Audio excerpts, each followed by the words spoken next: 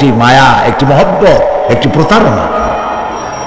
যে বউয়ের জন্য হারাম ইনকাম করেছেন, যে সন্তানদের জন্য হারাম ইনকাম করেছেন, জান দিলেন, রক্ত দিলেন, জীবন দিলেন, সারা রাত কষ্ট করেছেন, দৌড়দৌড়ি করেছেন, যখন মরে গেলেন, যে বাচ্চাটা আপনি করে না দিলে কলিজা ঠান্ডা হয় না, সেই বাচ্চা বলবে, মাকে বলবে, মা বাপের লাশ যে রুমে আছে আমার সেখানে নিও না, আমার ভয় করে। ঠিক কিনা? স্ত্রীও আরো দু একজন লোক না হলে লাশের ঘরে থাকতে পারবে না, তারও ভয় করবে। থাকলে বড় জোর মা থাকতে পারে, বাপ থাকতে পারে। যাকে বিবাহ করার পর অনেক সন্তান আছে, মা বাপকে চোখে দেখতে পারে না, বল কথা মতো মায়ের সাথে কথা বলা বন্ধ করে দেয়। হয়তো কুমিল্লা এরকম নাও থাকতে পারে। বউ তো নালিশ করছে, মায়ের সাথে কথা কয় না, আবার বলে এই বুড়িটা মরে না কেন? নাউজুবিল্লাহ, নাউজুবিল্লাহ। বুড়িটারে মরার কথা বলতেছো তুমি? তোমার ছোট্টবেলায় যখন তোমার টাইফয়েড হয়েছিল, অসুখ করেছিল, গরিব বাবা, বাড়িতে ল্যাপ নাই, খাতা নাই, তোষক নাই, সেই জায়গায় মা তার কাপড় বিছায় দিয়া বুকের উপরে নিজের শরীরের উষ্ণতা দিয়া বাঁচায় রাখার চেষ্টা করেছে, নিজে না খেয়ে খাওয়াইছে, অসুখ সারে না। মা ওই মুমূর্ষু বাচ্চার সেরানে তার মাথার কাছে বসে তাহাজ্জুদের নামাজ পড়ে কোরআন শরীফ তেলাওয়াত করে, চোখ দিয়া পানি পড়ে, আর বলতে তাকে, রব্বুল আলামিন আমার জীবনটারে দিয়া আমার কলিজার টুকরা সন্তানটারে বাঁচাইয়া দাও। যেই মা নিজের জীবন দিয়া সন্তান বাঁচাইতে চাইলো, সেই সন্তান আজকে বউ পাইয়া মাকে ভুলে যায়, মায়ের সাথে খারাপ ব্যবহার করে। আল্লাহ রাব্বুল আলামিন বলেছেন, মা বাবার সঙ্গে খারাপ ব্যবহার করো না, ভালোবাসায় কথা বলো। ওয়াকুল লাহুমা কাওলান কারীমা, সম্মানসূচক কথা বলো। মা বাবার জন্য দোয়া করো আমার কাছে। কে বলতেছে? আল্লাহ তাআলা বলছেন দোয়া করো আমার কাছে এই ভাষায়, রব্বিরহামহুমা কামা রাব্বায়ানি সাগীরা। পড়েন সবাই, রব্বিরহামহুমা কামা রাব্বায়ানি সাগীরা। আয় আমার রব, আমার মা বাপ যেমন ছোটবেলায় আমাকে অত্যন্ত যত্ন করে লালন পালন করেছে, আল্লাহ তাআলা তুমি দয়া করে আমার মা বাপকে তোমার রহমতের করে লালন পালন করো। সুবহানাল্লাহ। প্রত্যেক নামাজের পর সকলে এই দোয়া পড়বেন, মনে থাকবে? মনে থাকবে? হযরত আলী বলেছেন, যেখানে ইলম চর্চা হয়, কোরআন আলোচনা হয়, হাদিস আলোচনা হয়, সেটা কোনো সাধারণ জায়গা না, সেটা জান্নাতের টুকরা হয়ে যায়। যেরকম সুবহানাল্লাহ। কাজে বেহেশত থেকে শয়তানের জন্য বাইর করিয়া না দেয়, সতর্ক থাকেন। শয়তান কি চায় যে আপনি সারাক্ষণ শোনেন? কি কোন চায়? চায় না। শয়তানের খপ্পরে পড়েন না, বসেন আর শোনেন।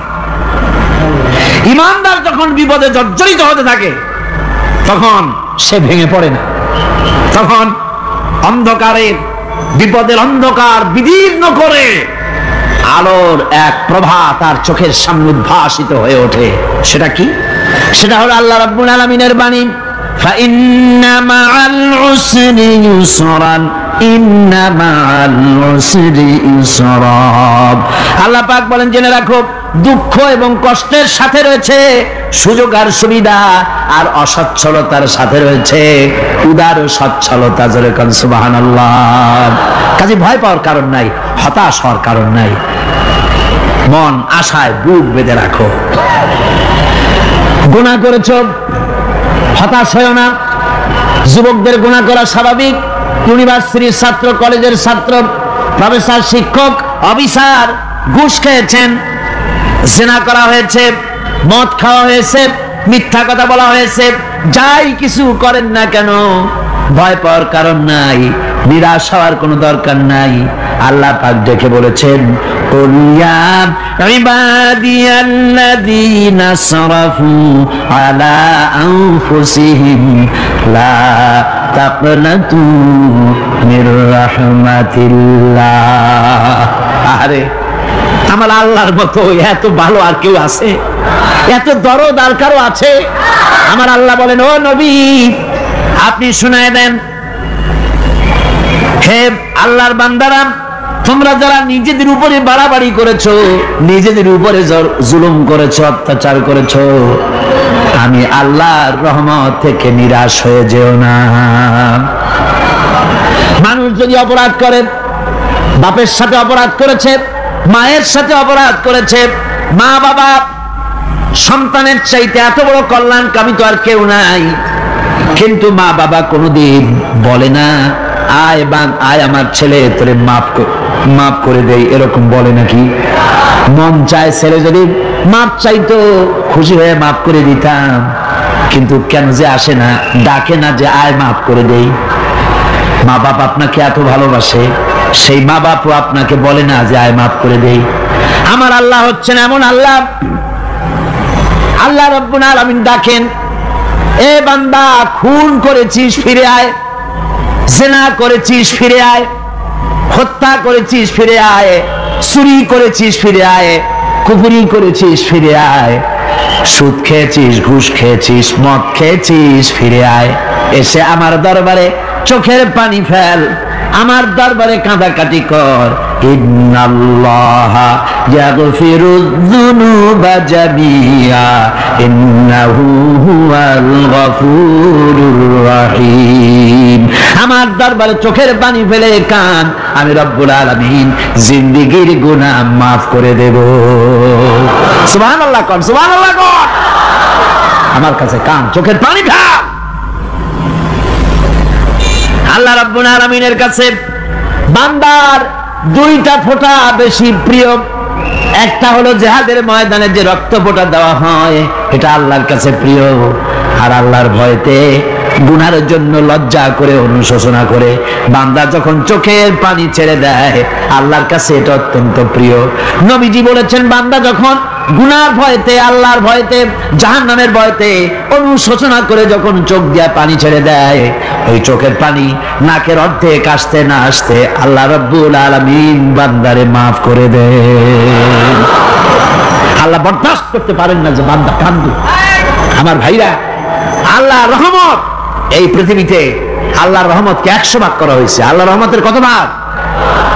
এই 100 ভাগের 1 ভাগ সারা পৃথিবীতে ছড়াই দেওয়া হয়েছে। আর 99 ভাগ কার কাছে? আল্লাহর কাছে। একটা ভাগ দুনিয়া ছড়ানো হয়েছে আদম আলাইহিস সালাম থেকে নিয়ে এই পর্যন্ত, এখান থেকে নিয়ে কিয়ামত পর্যন্ত পৃথিবীতে যত মানুষ আসবে, যত প্রাণী আসবে, তাদের মধ্যে প্রাণী জগতেও গাভী তার বাছুরকে ভালোবাসে ঠিক কিনা, হাতি তার বাচ্চাকে ভালোবাসে ঠিক কিনা, মুরগি তার বাচ্চাকে ভালোবাসে কিনা, প্রত্যেক মাই তার সন্তানকে ভালোবাসে মানুষের মতো। এই ভালোবাসা, স্নেহ, এই মমতা, এই করুণা, এই মহব্বত একটা ভাগ দুনিয়ায় দেওয়ার পর আপনি আর আমি যতটুকুন ভাগে পেয়েছি, সেই মহব্বতে, স্ত্রীর মহব্বতে অস্থির, মায়ের মহব্বতে অস্থির, সন্তানের মহব্বতে অস্থির। এখন চিন্তা করেন, একটা ভাগ সারা পৃথিবীতেই বিতরণ করার পর যেটুক পেয়েছি, তাতে যদি এত মহব্বত হয়, তাহলে এর 99 ভাগ মহব্বত যে আল্লাহর কাছে জমা আছে, এই বান্দার জন্য তার কত মহব্বত, এই বান্দার জন্য কত করুণা, কত মহব্বত, কত দয়া। এজন্য আল্লাহ রাব্বুল আলামিন বলেছেন, নাব্বি ইবাদি আন্নী আনাল গফুরুর রহিম। ও আমার নবী, সুসংবাদ দিয়ে দাও, বান্দাদেরকে শোনায় দাও যে আমি আল্লাহ তাআলা ক্ষমাশীল আর দয়াবান। হুজুর কাঁদতেছিলেন, হযরত ওমর রাদিয়াল্লাহু তাআলা আনহু এসে দেখেন হুজুর একা কাঁদতেছে। হুজুর জিজ্ঞেস করছেন, হযরত ওমর জিজ্ঞেস করলেন, হুজুর আপনি কাঁদেন কেন একা একা? হযরত ওমর বলেন, আমি যখন প্রশ্ন করলাম, নবীজি বললেন, আমার কাছে কিছু আগে জিবরাইল এসেছিলেন। জিবরাইল এসে আমাকে বললেন, আল্লাহ পাক বলেছেন, হে আমার নবী, ইসলামের ভিতরে থেকে যে সমস্ত মানুষগুলি ইসলামের ভিতরে থেকে চুল আর দাড়ি পাকায় দিছে, কিয়ামতের দিন এই লোকগুলারে আমি শাস্তি দিতে আমার শরম হবে। হযরত ওমর বলেন, হুজুর উম্মতের জন্য কত বড় খোঁজ খবর এটা, আর আপনি কাঁদতেছেন। হুজুর বলেন, ওমর তুমি জানো না আমার কান্নার কারণ ভিন্ন। আমার কান্নার কারণ হলো যে আল্লাহ রাব্বুল আলামিন কিয়ামতের দিন দাড়ি চুল পাকা বান্দারে শাস্তি দিতে স্মরণ করবেন। সেই দাড়ি চুল পাকা বান্দাগুলি আল্লাহর সাথে নাফরমানি করতে স্মরণ করে না। আমি এই লজ্জায় কাঁদতেছি। ভাইরা, হুজুর আল্লাহ পাক বলেন, ও আমার নবী, রাতের আধারে যখন একটা বুড়া আমার দরবারে হাত উঁচু করে, একটা বুড়া মানুষ রাতের আধারে যখন আমার দরবারে হাত উঁচু করে আর যখন বলতে থাকে, রব্বুল আলামিন আমার পেছনের জীবনটা বড় খারাপ করেছি, এমন কোন কাজ জীবনে করি নাই যা তোমার কাছে কিছু দাবি করতে পারি, সব রকমের নাফরমানি করেছি, আজ আমি বুড়া হয়ে গেছি, কামাই করতে পারি না, ছেলে আমাকে চোখে দেখতে পারে না, পুত্রবধূ আমাকে ঘরে জায়গা দেয় না, আমার স্ত্রী আমাকে দেখতে পারে না, রোজগার করতে পারি না, হাঁটতে পারি না, চলতে পারি না, সবার কাছে আমি পিতা হয়ে গেছি, আমি দাঁড়াতে পারি না, কোমরে ব্যথা পাই, হাঁটুতে ব্যথা পাই, চলতে পারি না, কানে শুনতে পাই না, চোখে দেখতে পারি না, আর তোমার কাছে কিছু চাইয়া নেব এমন ভালো কাজও করি নাই। এইভাবে যখন বান্দা কাঁদতে থাকে আমার দরবারে, ও আমার হাবিব আমার রহমতের দরিয়ায় জোশ মেরে যায়, আমার শরম হয় এই বুড়াটারে কেমনে খালি হাতে ফিরাইয়া দেই। সুবহানাল্লাহ, সুবহানাল্লাহ। আমার আল্লাহর এত দয়া, আমার আল্লাহর এত মায়া, এত মহব্বত। আমার আল্লাহ রাব্বুল আলামিন বলেন, وَإِذَا سَأَلَكَ عِبَادِي عَنِّي فَإِنِّي قَرِيبٌ। আমার হাবিব, আমার বান্দা আমার ব্যাপারে প্রশ্ন করে, আমি বান্দার একদম নিকটে। কোরআন শরীফের ভিতরে যত জায়গায় রাসূলকে বলা হয়েছে সুয়ালের কথা, আপনাকে প্রশ্ন করা হয়, আল্লাহ তার জবাব কুল এই কথা বলে জবাব দিয়েছেন। যত জায়গায় সুয়াল এসেছে, যেমন কোরআনে কারীমের মধ্যে আল্লাহ পাক বলেন, ওয়ায়াসআলুনাকা আনিল মাহিদ, মেয়েদের হায়েজ সম্পর্কে জিজ্ঞাসা করা হয়, কুল হিয়া আযা, হে নবী আপনি বলুন। এভাবে করে কুল দিয়ে জবাব দেওয়া হচ্ছে। আবার প্রশ্ন করা হচ্ছে, ওয়ায়াসআলুনাকা আনিল আনফাল, এই গনিমতের মাল সম্পর্কে হুজুর আপনাকে, হে নবী আপনাকে প্রশ্ন করা হয়। আল্লাহ কুল দিয়া জবাব দিলেন, আল্লাহ বলেন আপনি বলেন। ওয়ায়াসআলুনাকা আনিল খামরি ওয়াল মাইসির, আল্লাহ পাক বলেন নবী আপনারে প্রশ্ন করা হয়, কুল ফীহিমা ইসমুন কাবীর, আল্লাহ কুল দিয়া বললেন তুমি বলো। আবার বলা হলো, ওয়ায়াসআলুনাকা আনিল আহিল্লা কুল হিয়া মাওয়াকিতু লিন্নাস, নবী আপনাকে প্রশ্ন করা হয় চাঁদের ক্রমবর্ধমান এবং ক্রমহ্রাস, এই যে বাড়ে আর কমে, পূর্ণিমা হয় অমাবস্যা হয়, কেন হয় আপনি বলুন। কুল, আপনি বলেন এটা আমি অক্ত এবং সময়, বছর আর দিন গণনা করার জন্য পৃথিবীবাসীদের জন্য বিনা পয়সায় একটা ক্যালেন্ডার বানাইয়া আকাশে ঝুলাই রেখেছি। এভাবে যত জায়গায় এসেছে আপনাকে প্রশ্ন করা হয়, তত জায়গায় আল্লাহ জবাব দিয়েছেন কুল আপনি বলেন। গোটা কোরআন শরীফের ভিতরে এই একটি মাত্র জায়গা যেখানে বলা হয়েছে আপনাকে প্রশ্ন করা হয়, আল্লাহ এখানে বলতে পারতেন কুল আপনি বলেন, আল্লাহ তোমাদের নিকটবর্তী, এভাবে জবাব হয় না। এটা কায়দাটা হলো এই, আল্লাহ বলতেছেন ওয়াইজা সালাকা ইবাদি, আমার নবী প্রশ্ন তো আমার বান্দারা আমার ব্যাপারে করেছে, এবার আপনার জবাবের কোনো দরকার নাই, প্রশ্ন আমার ব্যাপারে আমি নিজে জবাব দিয়ে দেই, ফাইন্নী কারীব। ও বান্দা আমার ব্যাপারে প্রশ্ন করেছিস, জবাব আমি দেই, আমি তোর সবচাইতে বেশি নিকটে। সুবহানাল্লাহ, কত নিকটে? ওয়া নাহানু আকরাবু ইলাইহি মিন হাবলিল ওয়ারিদ, তোর যে রগ এই শাহরগের চাইতেও আমি তোর বেশি কাছে। সুবহানাল্লাহ, আমারে ডাক, আমারে ডাক, কলিজা দিয়া ডাক, অন্তর দিয়ে ডাক। মনের থেকে মানুষ যদি ডাকে, মুখের ডাক আর মনের ডাক এক জিনিস নয়। दिल से जो बात निकलती है असर रखती है पर नहीं मगर ताकते परवाज रखती है। दिल থেকে যে কথা বের হয় তা প্রভাব বিস্তার করে, ডানা নাই কিন্তু ওড়ার ক্ষমতা রাখে। মনের কথাই ভিন্ন, মন থেকে, দিল থেকে, কলিজা থেকে, অন্তরের গভীর কন্দর থেকে মুহাব্বতের সাথে কেউ যদি একবার বলে আল্লাহ, বলেন আল্লাহ আল্লাহ আল্লাহ। আল্লাহ রাব্বুল আলামিন বলেন অন্তরের অন্তঃস্থল থেকে একটি বার যদি বান্দা বলেন আল্লাহ, আল্লাহ বলেন 70 বার সাড়া দিয়া জিজ্ঞেস করি বান্দা কি চাও, আমি তোমার কাছে আছি।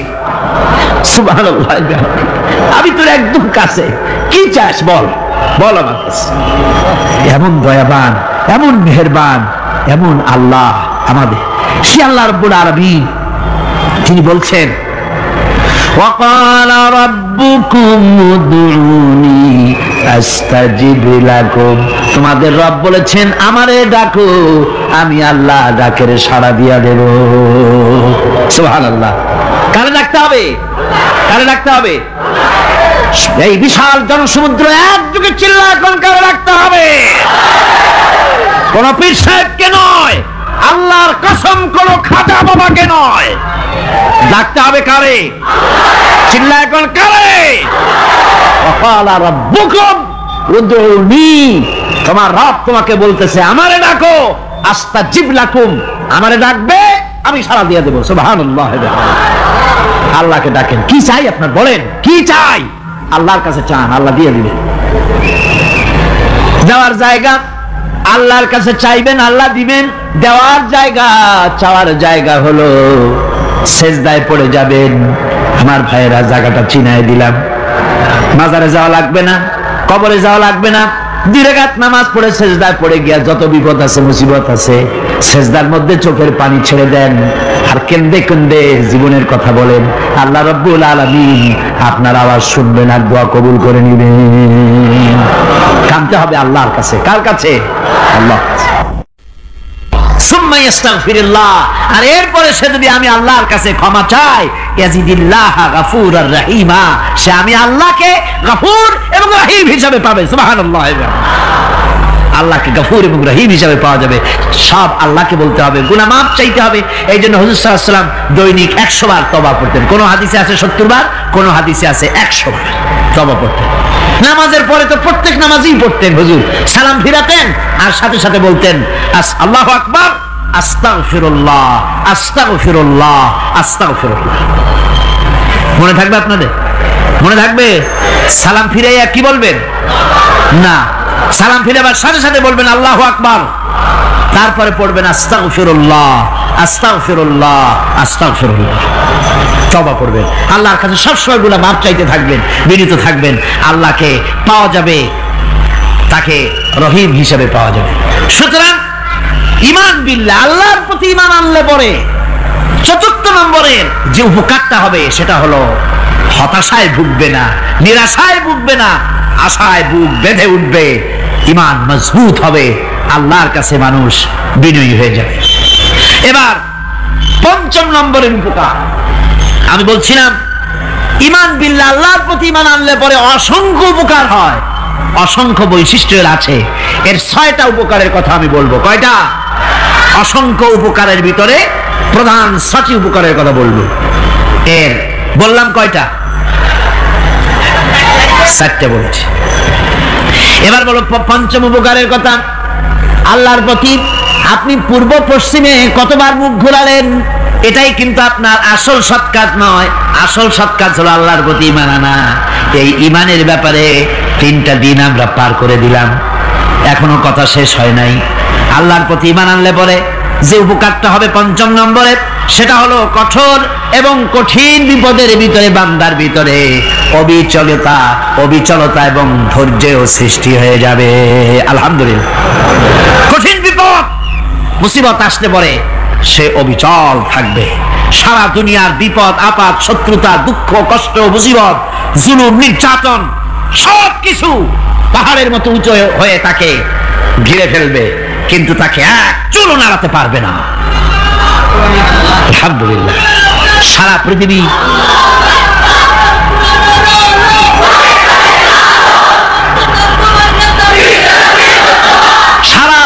একদিকে আর সে একা একদিকে থাকবে।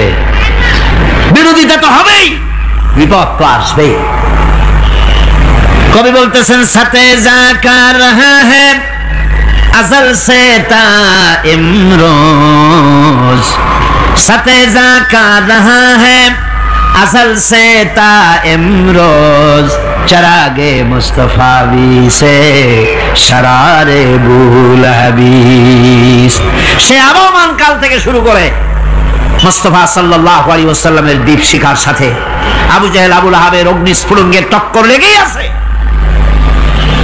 রাসূলুল্লাহর আল্লাহর দেওয়া এই বিধান, এই দ্বীনের বাতিটা টিম টিম করে চলেছে।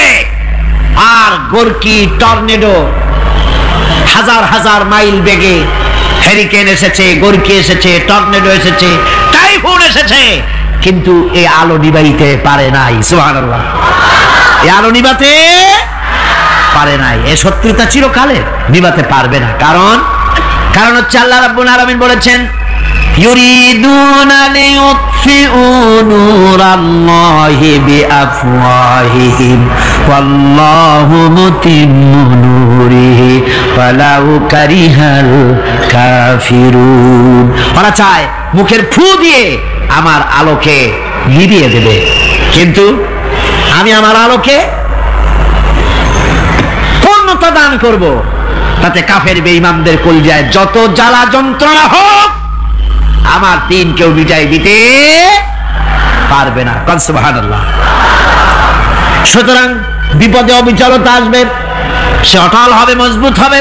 কোরআনে কারীম বলতেছে ওয়া কাযালিকা জাআলনা লিকুল্লি নাবিয়্যিন আদুওয়াম মিনাল মুজরিমিন। এই পৃথিবীতে এমনি করে আমি সকল নবীদের শত্রু বানিয়েছি, সব পাপিষ্ঠ অপরাধীদেরকে। নবীদের সাথে বিরোধিতা করেছে কারা? পাপিষ্ঠরা, অপরাধীরা। আজও খুঁজে দেখেন, আজও ইসলামী আন্দোলনের বিরোধিতা যারা করে সবগুলি কি? পাপিষ্ঠ। সত্য কি না কর?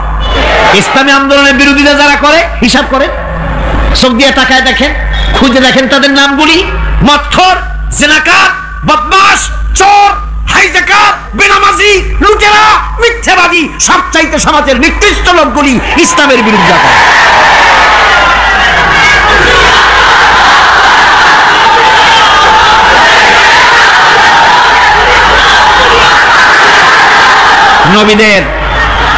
নবীদের শত্রু আল্লাহ বলেন সব যুগে নবীদের সাথে শত্রুতা করেছে পাপিষ্ঠরা। আল্লাহর কথা। কার কথা? সকল যুগে নবীদের সাথে শত্রুতা করেছে পাপিষ্ঠরা, নিকৃষ্ট ধরনের অপরাধীরা। সুতরাং নবী রাসূলদের অবস্থা যখন এই, তখন দ্বীনের দাওয়াত যারাই দেবে তাদের কিসমত এরকম হবেই। এই বাধার মোকাবেলা তাদেরও করতে হবে। এই যে বাধাটা আসে, এই যে মারে, অপরাধ কি? এই যে তারা চোর বা ডাকাত যাদের মারা হয়। আল্লাহ রাব্বুল আলামিন বলেন অপরাধ হলো ওয়ামা নাকামু মিনহুম ইল্লা আইয়ুমিনু বিল্লাহিল আজিজিল হামিদ। অপরাধ হচ্ছে ঈমানদার লোকদের উপরে নির্যাতন চালিয়েছে, অন্য কোনো কারণে নয়। কারণ একটাই, তারা আল্লাহর জমিনে আল্লাহর দ্বীন প্রতিষ্ঠা করতে চেয়েছে, আর কোনো অপরাধ না। জমিন আল্লাহর, জমিন কার? এই বিশাল জনসমুদ্র গর্জে উঠুন একযোগে, বলুন জমিন কার? আইন চলবে কার? এখানেই সংঘর্ষ বেঁধেছে আবহমান কাল ধরে। মানুষ অত্যাচারিত হয়েছে, সাহাবায়ে কেরাম অত্যাচারিত হয়েছেন।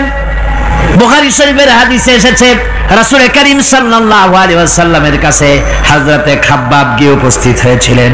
হযরতে খাব্বাব বলেন, হাদিসটা এভাবে লেখা হয়েছে বুখারীতে, ওয়ান খাব্বাব বিন আল-আরিদ রাদিয়াল্লাহু তাআলা আনহু قال شكونا إلى رسول الله صلى الله عليه وسلم وهو متوسد بردة له في ظل الكعبة রাসূলুল্লাহর কাছে গেলাম, কাবা শরীফের কাছে গিয়ে দেখি নবীজি একটা চাদর গায়ে দিয়ে তিনি আরাম ফরমাচ্ছিলেন কাবা শরীফের ছায়ায়। সেখানে গিয়ে বললাম, আলা তাস্তানসিরু লানা আলা তাদউ লানা ইয়া রাসূলুল্লাহ, হে আল্লাহর রাসূল, আপনি কি আমাদের জন্য আল্লাহর কাছে দোয়া চাইবেন না? আপনি কি আল্লাহর কাছে আমাদের জন্য সাহায্য চাইবেন না? আমাদের লোকগুলিকে, মুসলমানগুলিকে মারতে মারতে তো শেষ করে ফেলে দিল।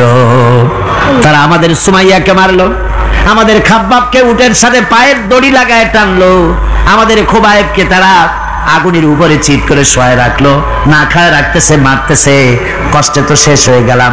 হুজুর, আপনি কি আমাদের জন্য দোয়া করবেন না? হাদিস শরীফে এসেছে, নবীজি উঠে বসলেন সোজা হয়ে।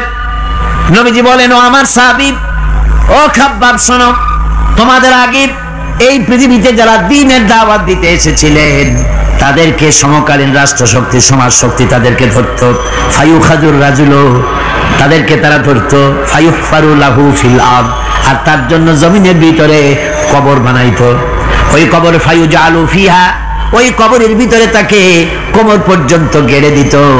সুম্মা ইউতা বিল মানশার, এরপরে করাত আনতো। ফায়ুদাউ আলা রাসিহি, এরপরে ওই করাত তার মাথার উপরে রাখতো।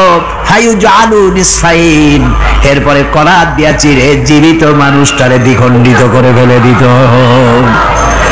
মা ইয়াসুদ্দুহু যালিকা আন দীনিহি, ও আমার খাব্বাব, এত কষ্ট দেওয়ার পরেও সেই যুগের কোন মুসলমানকে, দ্বীনের দায়ীদেরকে আল্লাহর দ্বীন থেকে এক চুলো তারা সরাই দিতে পারে নাই, এক চুলো সরাতে পারে নাই।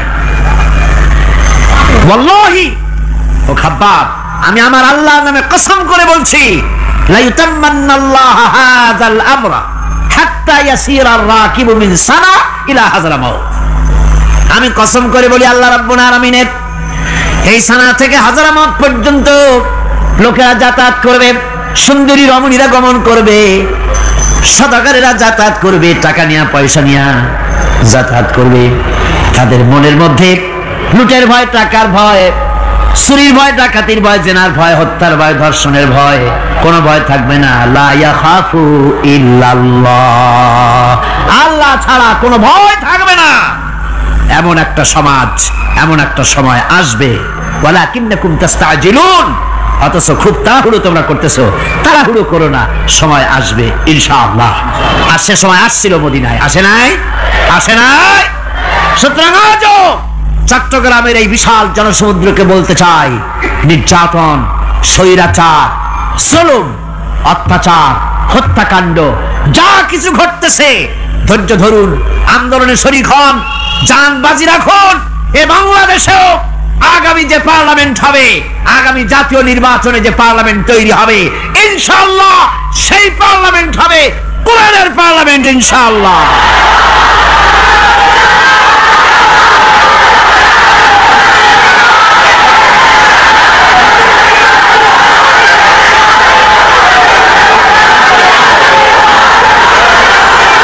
আমার ভাইয়েরা, আমার বন্ধুগণ, কঠিন বিপদে অবিচলতা এবং ধৈর্যের দৃষ্টান্ত রেখে গেছেন আম্বিয়া আলাইহিমুস সালাম। সুবহানাল্লাহ। কঠিন বিপদে অবিচলতা, দৃঢ়তা, ধৈর্য কারে বলে, তার দৃষ্টান্ত কারা রেখেছেন? আম্বিয়া আলাইহিমুস সালাম। ওনারাই আমাদের আদর্শ, নবীরাই আদর্শ। সাহাবায়ে কেরাম রিদওয়ানুল্লাহ তাআলা আলাইহিম আজমাইন আমাদের আদর্শ। ভাইরা আমার, মুসা আলাইহিস সালামকে ফেরাউন যখন ঘিরে ফেলে দিল, কোরআনের সব কথা গল্প গুজবার ইতিহাসের জন্য লেখা হয় নাই। কোরআনের মধ্যে যা লেখা হয়েছে সব বান্দাদের উপদেশের জন্য, যাতে করে লোকেরা চিরটা কাল এর থেকে উপদেশ নিয়ে নিজেদের তৈরি করতে পারে। জোরে বলেন সুবহানাল্লাহ। মুসা আলাইহিস সালামের কথা আল্লাহ বলেন, ফেরাউন তাকে ঘিরে ফেলে দিল, পালাবার রাস্তা নাই। ফালাম্মা تراءى الجمعان قال أصحاب موسى إنا لمدركون। মুসা আলাইহিস সালামের উম্মতরা বললেন, হে মুসা, পাকড়াও হয়ে গেছি, পালাবার রাস্তা নাই। তিন দিক থেকে আমাদেরকে ঘেরাও করেছে ফেরাউনের শক্তি। সামনে কি দরিয়া, আর তিন দিকে কি ঘেরাও আন্দোলন।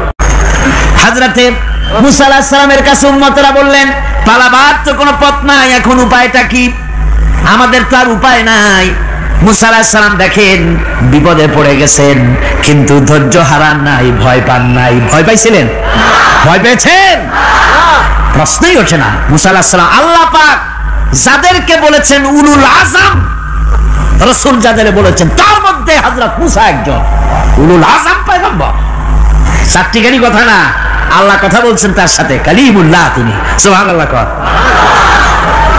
মুসা আলাইহিস সালাম শোনালেন, কাল্লা ইন্না মাইয়া রাব্বি সায়াহদিন। কখনো নয়, আমার উম্মতেরা ভয় পেও না, আমার রব অবশ্যই আমাকে পথ দেখাবে।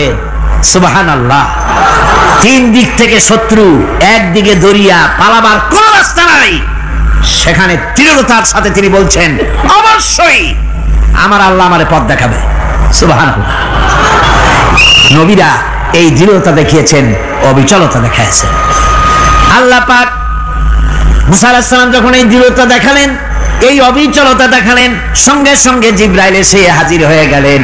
আল্লাহ পাক বলেন, ফাআওহাইনা ইলা মুসা আন আদরিব বিআসাকাল বাহরা ফানফালাকা ফাকানা কুল্লু ফিরকিন কাত্তাউদিল আযীম। মুসা আলাইহিস সালামকে আমি ওহী নাজিল করলাম, তাকে বললাম হাতে যে লাঠি আছে এই লাঠি দিয়ে আঘাত করো দরিয়ার উপরে। দরিয়ার উপরে আঘাত করলেন, একটা রাস্তা হয় নাই, 12টা রাস্তা তৈরি হয়ে গেল, আর দেওয়ালগুলা পাহাড়ের মতো উঁচা হয়ে গেল। দরিয়ার ভিতরে পাহাড়ের মতো উঁচা মজবুত 12টা রাস্তা। এবার মুসা আলাইহিস সালাম তার দলবল নিয়ে চললেন। আল্লাহ রাব্বুল আলামিন বলেন, ওয়া আনজাইনা মুসা ওয়া মান মাআহু আজমাইন। মুসা এবং তার সাথী সঙ্গীদেরকে আমি পার করে দিলাম। মুসা আলাইহিস সালাম এবং তার সাথী সঙ্গী নিয়ে যখন দরিয়ার মাঝখানে আসছে, ফেরাউন তার দলবল নিয়ে এসে গেছে। আসে দেখে নদীর মধ্যে রাস্তা। বাবা, উচ্চ কায়দা। ও মনে করছে ওর বাজানের তৈরি করা ডিস্ট্রিক্ট বোর্ডের রাস্তা। ওর লোকজন নিয়ে নেমে গেছে দরিয়ার ভিতরে, ও আসছে মাঝখানে, মুসা আলাইহিস সালাম চলে গেছেন ওপার, দরিয়া পার। মাঝখানে যখন এসে গেল, আল্লাহ রাব্বুল আলামিন পানিকে অর্ডার করলেন কুন। আল্লাহ তো বটন টেপা লাগে না, মুখ দিয়া কোনো হুকুম করা লাগে না, শুধু বলেন কুন। যে ব্যাপারে কুন বলেন ফায়াকুন, সাথে সাথে হয়ে যায়। আল্লাহ বললেন কুন, আর অমনি রাস্তা বন্ধ হয়ে গেল। এবার তুফান শুরু হয়েছে নদীতে, ঢেউয়ের উপরে ঢেউ, মৌজুন কাল জিবাল, পাহাড়ের মতো উঁচু হয়ে হয়ে ঢেউ আসতেছে। দলবল ঘোড়া আর অস্ত্রপাতি যা ছিল সব মরে শেষ। এবার ফেরাউন একা উপরে ওঠে আর নিচে নামে, পানি খেতে খেতে পেটের কাম সারা। জনমের খাওয়া খাইছে পানি, এখন জান যায়, বাঁচবার আর উপায় নাই, বাঁচবার আর উপায় নাই। ফেরাউন তার নিজের জীবন সম্পর্কে হতাশ হয়ে গেল। এবার ফেরাউন বলতেছে, আমানতু আন্নাহু লা ইলাহা ইল্লাল্লাযী আমানাত বিহি বানু ইসরাঈল। আমি ঈমান আনলাম, আমি ঈমান আনলাম আল্লাহ ছাড়া কোনো ইলাহ নাই। ওই আল্লাহর উপর ঈমান আনলাম যে আল্লাহর উপর ঈমান এনেছে বনি ইসরাঈলেরা। আল্লাহ যাতে ঠিক পায় যে কোন আল্লাহর উপর ঈমান আনছে। বনি ইসরাঈলের আল্লাহর উপর ঈমান আনলাম। আল্লাহ এই তো মুসলমান হয়ে গেছি, এরপরও আমারে সুবাও কেন? আল্লাহ রাব্বুল আলামিন জবাবে বলেন, আল আন, এখন ওয়াকাদ আসাইতা ক্বাবলু ওয়া কুনতা মিনাল মুফসিদিন। এখন ঈমান আনার কথা বলছো, অথচ যুগের পর যুগ, বছরের পর বছর ধরে আমার মানুষের উপরে মন গড়া আইন চালাইছো, আমার পয়গম্বরের সাথে বেয়াদবি করেছো। আজ তোমাকে আমি ছাড়ছি না, তোমাকে আজকে ছেড়ে দেব না, আমি তোমাকে মারব, আর সমস্ত প্রাণীগুলিকে, স্থলচর প্রাণীগুলিকে আল্লাহ পাক অর্ডার দিয়া দিলেন, এই ফেরাউনের লাশকে ডুবাবি না, পচাবি না, খাবি না। আলিয়াউমা নুনাজ্জিকা বিবাদানিক, আমি তোমার শরীরে বাঁচায় দেব। পোকে খাবে না, পানিতে পচবে না, মাছে খাবে না, কুমিরে খাবে না, দুনিয়ার কোনো পশুতে খাবে না। আমি তোরে শুটকি বানাইয়া রাখবো, যাতে করে দুনিয়ার সমস্ত ফেরাউন যত যুগে যুগে আসে তোরে দেখে যেন হেদায়েত নিতে পারে। ফেরাউনকে আল্লাহ শুটকি বানায় রাখছে। আমি ফেরাউনদের লাশ দেখেছি ব্রিটিশ মিউজিয়ামে। ফেরাউন তো একটা না, অনেকগুলা। আসলটারে অবশ্য দেখিনি। ব্রিটিশ মিউজিয়ামে ওই ফেরাউনগুলার লাশ যখন অসুবিধা হয়, মমিগুলি, তখন ইংল্যান্ডে নিয়ে যায় চিকিৎসা করাবার জন্য। চোখটোক আছে গর্তের ভিতরে, তারপরে চামড়া টামড়া হাড়ের সাথে মিশানো, ওইভাবে চেহারা দেখলে মনে হয় যে সত্যি ফেরাউন এগুলা। আর ব্রিটিশের কাম মিশর থেকে না আনছে এমন কোন জিনিস নাই। আমি সেখানে এক বক্তৃতা বলছিলাম, আপনারা এদের এখন সভ্য, এদের এখন ভদ্র, এরা হলো ইন্টারন্যাশনাল চোর। ওরা সারা দুনিয়া চুরি করেছে। লন্ডনে বক্তৃতা করেছি, সারাটা দুনিয়া চুরি করছে, আমাদের দেশকে শোষণ করেছে। এই বিশাল ভূভাগকে শোষণ করে ইংল্যান্ডের দ্বীপটাকে তারা সাজাইছে। তারা ময়ূর সিংহাসনের, শাহজাহানের ময়ূর সিংহাসনের ময়ূরের বাম চোখে কোহিনূর মণি লাগাইছিলেন। শাহজাহান ময়ূরের ডান চোখে কোহিনূর মণি লাগায় নাই। কোহিনূর মণির অনেক দাম, আমি দেখে এসেছি মণি। এখন সেটা কুইন এলিজাবেথের মুকুটের শোভা পাচ্ছে। সেই মণি এমনি বলে প্রবাদে 7 রাজার ধন 1 মাণিক্য, বলেন এরকম, অনেক দাম। শাহজাহান দেখালেন, আমি মুসলমান, আমার কাছে এটার দাম নাই, এই জন্য ময়ূরের ডান চোখে লাগালাম না, বাম চোখে লাগাই দিলাম। এইটারে চুরি করছে। তারপরে মিশর থেকে, মিশরের মমি চুরি করেছে, জুতা চুরি করছে, ছাতি চুরি করছে, পিসা চুরি করেছে। আমি বললাম এগুলা কি ভদ্রলোক নাকি? এরা জুতা চোর, পিসা চোর, লাঠি চোর, সব চুরি করেছে। যাই দেখেন ব্রিটিশ মিউজিয়ামের মধ্যে সব দুনিয়ার চুরি করা জিনিস নিয়ে তারা মানুষকে দেখাইয়া পয়সা অর্জন করছে। টিপু সুলতানের তরবারিটা পর্যন্ত চুরি করেছে। আজ পর্যন্ত ব্রিটিশ মিউজিয়ামে টিপু সুলতানের তরবারিটা আছে, আমি তরবারিটা দেখে এসেছি। আমার বন্ধুগণ, বলতেছিলাম যে পৃথিবীতে আল্লাহ রাব্বুল আলামিন নবীরা তাদের চরিত্র দিয়ে বিপদের মোকাবেলা করে, দুনিয়ার সামনে কঠিন বিপদের মোকাবেলা করে অবিচলতা, দৃঢ়তা দেখায় গেছেন যে কেমন করে এই পৃথিবীতে বিপদের সামনে মোকাবেলা করতে হয়। ধৈর্য ধরতে হবে। বিপদ আসবে পাহাড় সমান হয়ে, আপনাকে ধৈর্য ধারণ করতে হবে সেভাবে বুক বেঁধে। যেহেতু এটা যদি বিশ্বাস হয় যে আমার কিসমতে যা আছে তার থেকে বেশি কিছু হবে না, তাহলেই আপনার ধৈর্য আসবে, ভয় পাবেন না। কথা ঠিক কিনা কোন? এবারে হযরত হুদ আলাইহিস সালাম সম্পর্কে আল্লাহ রাব্বুল আলামিন বলেন, হযরতে হুদকে যখন ষড়যন্ত্র হলো কাফির বেঈমানেরা তাকে মেরে ফেলার জন্য, যখন সরকারি ষড়যন্ত্রে লিপ্ত হয়ে গেল, হযরতে হুদ সমাজের এই চ্যালেঞ্জের মোকাবেলা করলেন। হযরত হুদ বলেন, ফাকিদুনি জামিআন সুম্মা লা তুনজিরুন ইন্নী তাওয়াক্কালতু আলাল্লাহি রাব্বি ওয়া রাব্বিকুম। আমি, তোমরা তোমাদের ষড়যন্ত্র আমার বিরুদ্ধে যত পারো আমার বিরুদ্ধে ষড়যন্ত্র চালাও, এতটুকুন আমার অবকাশ দিও না। আমি এমন আল্লাহর উপরে ভরসা করেছি যার হাতের ভিতরে তোমাদেরও জান আর আমারও জান। যা পারো তাই করো। সরকার, সমস্ত শক্তি একত্রিত হয়ে আমার মোকাবেলা করো। একদিকে হুদ আলাইহিস সালাম, আর একদিকে গোটা জাতি। হযরত হুদ ভয় পায় নাই। সুবহানাল্লাহ। কোন ঈমান বিল্লাহ মানুষের কলিজাকে এভাবে শক্ত করে দেয়। কোন আলহামদুলিল্লাহ। এবারে এই বিপদের, কঠিন বিপদের মোকাবেলা করে আমার রাসূল যে প্রমাণ দিয়া গেলেন, আমার রাসূল যে কঠিন বিপদের মোকাবেলা করলেন, ভাইয়ের আমার, হিজরতের রাতে সওর পাহাড়ের ভিতরে যখন তিনি আশ্রয় নিলেন, হযরতে আবু বকর সাথে ছিলেন। হযরতে আবু বকর রাদিয়াল্লাহু তাআলা আনহু বলেন, হুজুর আপনি দাঁড়ান, এটা তো পাহাড়িয়া গুহা, গুহার ভিতরে সাপ থাকতে পারে, বিচ্ছু থাকতে পারে, আমি আগে ঢুকি, বিপদ যদি হয় আমার উপর থেকে হয়ে যাক। গুহার ভিতরে নেমে গুহা সাফ করলেন, এরপরে হুজুরকে ডাকলেন, হুজুর তাশরীফ নিলেন গুহার ভিতরে। এরপরে হুজুর বললেন, আবু বকর পাহাড়ে হেঁটে হেঁটে 2-3টা পাহাড় পাড়ি দিয়া যাওয়া লাগে, সোর পাহাড়ে। মদিনার সোজা রাস্তা হুজুর ধরেন নাই, মেসফালার পথ দিয়া জাবালে খেদোয়ার উপর দিয়া 3টা পাহাড় পাড়ি দিয়া তারপরে হুজুর গেলেন সোর পাহাড়ে। গুহার ভিতরে হুজুর তাশরীফ নিলেন, বললেন, আবু বকর তুমি বসো, তোমার উরুর উপরে মাথা রেখে আমি একটু আরাম করি। হযরতে আবু বকর বসলেন, হুজুর তার উরুর উপরে মাথা রেখে ঘুমায় গেলেন।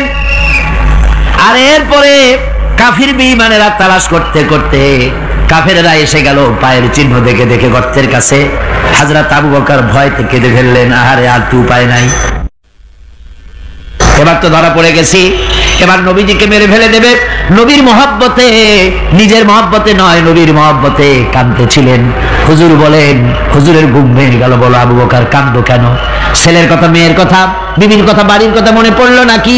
হযরত আবু বকর বলেন, ইয়া রাসূলুল্লাহ, আল্লাহর কসম করে বলি, যেদিন ঈমান এনেছি এই কলিজার ভিতরে মা বাপ, স্ত্রী, পুত্র, পরিজন, এমনকি আমার নিজের জীবনের চাইতে আপনারে বেশি ভালোবাসি।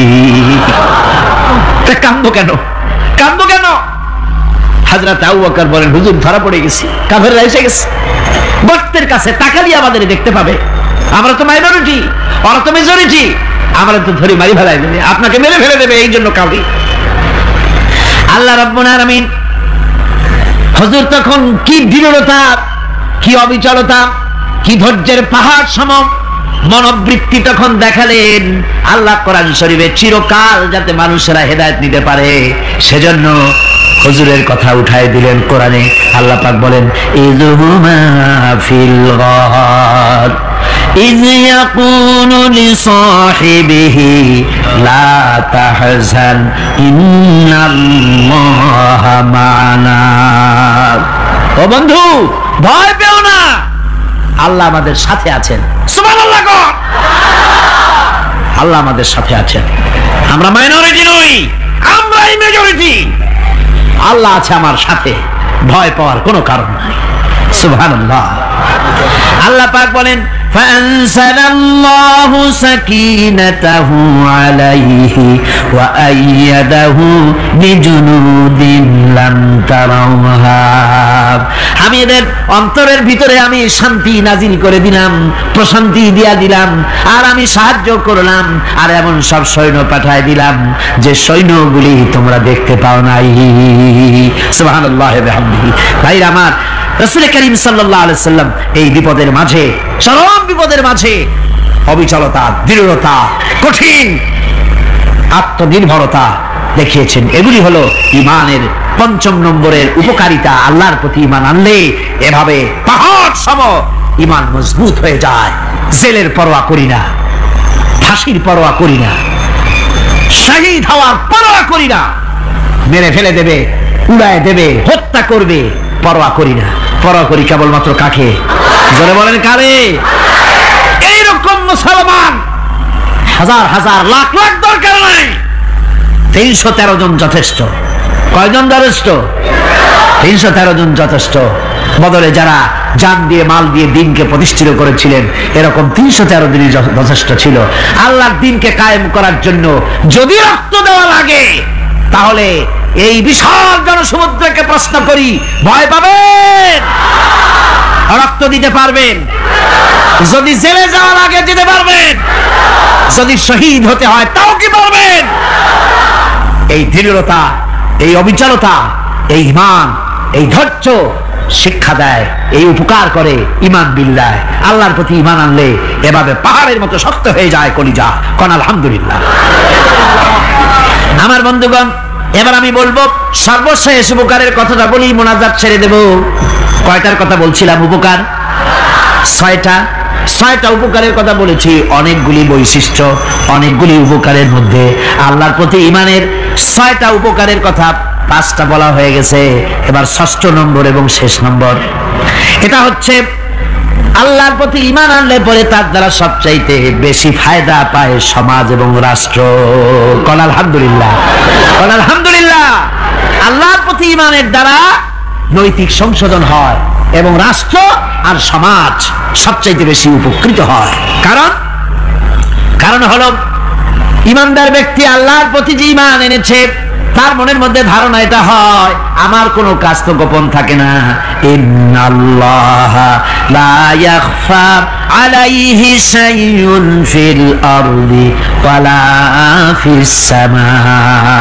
আল্লাহর কাছে গোপন বলতে কিছু নাই, আকাশেও নাই, জমিনেও নাই, কোনো কিছু গোপন নাই। সুতরাং আমি যা করি সব আল্লাহ দেখেন এবং শোনেন। এমনকি মানুষ যে কল্পনা করে সে কল্পনাও আল্লাহ টের পায় না, নাকি টের পায় কিনা? ওয়াইন তুবদু মিন আনফুসিকুম আও তুখফুহু ইউহাসিবুকুম বিহিল্লাহ।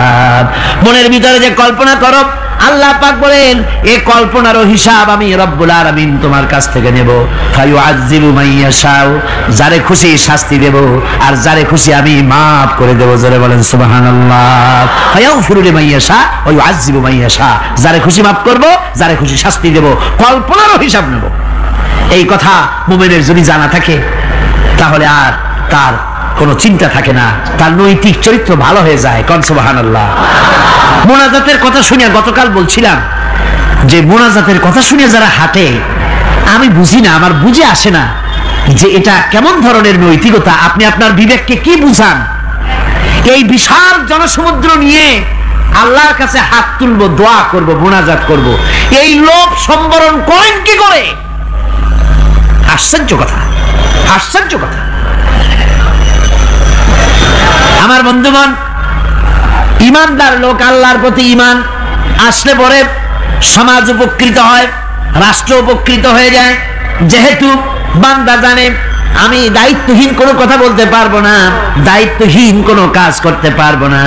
আল্লাহ পাক বলেছেন মা ইয়ালফিযু মিন কাউলিন ইল্লা লাদাইহি রাকীবুন আতীদ। বান্দা এমন কোনো কথা বলে না যে কথা আমার ফেরেশতারা রেকর্ড করে না রাখে। কাজেই মুমিন ব্যক্তি আল্লাহর ভয়তে দায়িত্বহীন কথা বলবে না। নির্বাচন আসতে পরে রাস্তা সোনা দিয়ে বান্দায় দেবো, এই করব সেই করব, না খাইয়া কেউ মরবেন না। আসে না নির্বাচনের সময় সারাগালি বদনারা মঞ্চে দাঁড়িয়ে কত বড় বক্তৃতা করে, ভাইয়ের আমার, বোনের আমার, এবার আমার বোতল মার্কা বাক্স, আপনারা আমাকে ভোট দিয়ে দেশ এবং জাতির আরেকবার 12:30 বাজাইবার সুযোগ দিন। এবার ক্ষমতায় গেলে কেউ না খাইয়া মরবেন না, কিন্তু কি খাইয়া মরবে তাও বলে না। এর মানে প্রতি অর্থ হচ্ছে এই, ওরা যদি ক্ষমতায় যেতে পারে তাহলে বিষ খাইয়া হোক, গুলি খাইয়া হোক, কিছু না কিছু খেয়ে মরতে হবে। একেবারে খালি পেটে মরলে গ্যাস্ট্রিক হওয়ার সম্ভাবনা আছে। ঈমান বিল্লাহ যদি না থাকে, আল্লাহর ভয় যদি না থাকে, তাহলে দায়িত্বহীন কথা বলে। আর আল্লাহর ভয় যদি থাকে তাহলে নৈতিকতার সংশোধন হয়ে যায়, দায়িত্বপূর্ণ কথা বলে, মানুষকে ফাঁকি দেয় না। আমার বন্ধুগণ, আল্লাহ রাব্বুল আলামিন তার বান্দা যারা আল্লাহকে ভয় করে, সে ভয় করা বান্দাগুলির মনের মধ্যে চিন্তা এসে যায় আমি যেখানে থাকি না কেন আল্লাহ আমাকে দেখতেছেন, শুনতেছেন, রাতে হোক দিনে হোক যেখানে আছি আল্লাহ আমারে দেখতেছেন।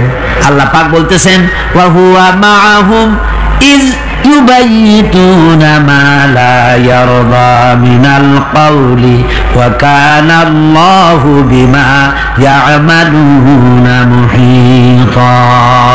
আল্লাহ পাক বলেন আমি তো আমার বান্দার নিকটে তখনও থাকি যখন সে গোপনে গোপনে রাতের বেলায় আমার মর্জির খেলাফ পরামর্শ করে।